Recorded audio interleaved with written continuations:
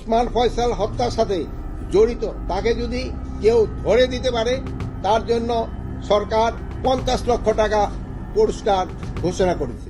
নির্বাচনের তফসিল ঘোষণার পরদিন রাজধানীতে গুলিবিদ্ধ হয়ে গুরুতর আহত হন ইনকিলাব মঞ্চের মুখপাত্র ও সম্ভাব্য স্বতন্ত্র প্রার্থী শরীফ ওসমান হাদি।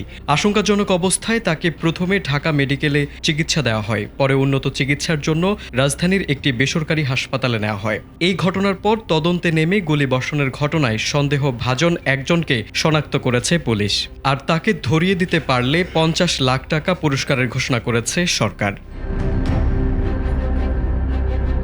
শনিবার সচিবালয়ে এক বৈঠক শেষে এই ঘোষণা দিয়েছেন স্বরাষ্ট্র উপদেষ্টা জাহাঙ্গীর আলম চৌধুরী। তিনি বলেন, আসামিদের ধরার প্রক্রিয়া চলমান, আসামিরা দ্রুত ধরা পড়বে বলে আমরা আশাবাদী। বৈঠকে স্বরাষ্ট্র উপদেষ্টা বলেন, জুলাই যোদ্ধাদের বিশেষ নিরাপত্তা গ্রহণের উদ্যোগ নেওয়া হয়েছে। জুলাই যোদ্ধাদের বিশেষ নিরাপত্তা বিষয়ক কমিটির গঠন করে দেওয়া হয়েছে। এখনো 24 ঘন্টা পার হয় নাই, হোপফুলি আমরা এটা হিট করতে পারবো। এদিকে হাদির গুলিবিদ্ধ হওয়ার ঘটনায় একটি ছবি প্রকাশ করে সন্দেহভাজনকে শনাক্তে জনসাধারণের সহায়তা চেয়েছে পুলিশ।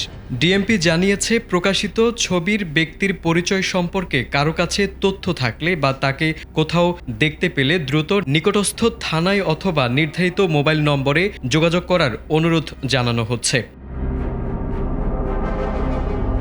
পুলিশ জানিয়েছে, তথ্য দিতে যোগাযোগ করা যাবে 3টি নম্বরে। এগুলো হলো মতিঝিল বিভাগের উপকমিশনারের নম্বর 013200400800, পল্টন থানার ভারপ্রাপ্ত কর্মকর্তার নম্বর 013200401332 এবং জরুরি সেবা 999 নম্বরে।